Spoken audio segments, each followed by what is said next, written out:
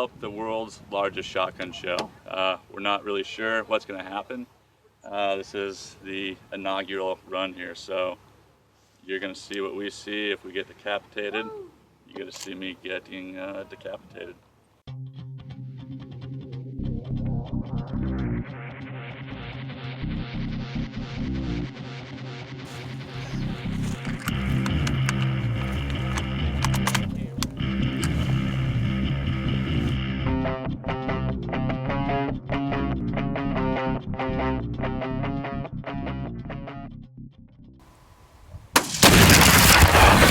Oh!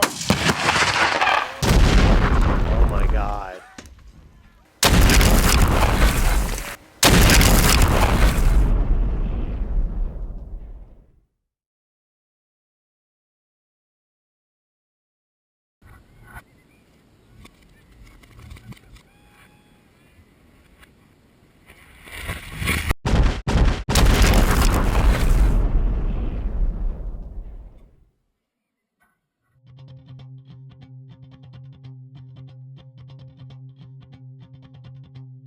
Well, that was the test run there.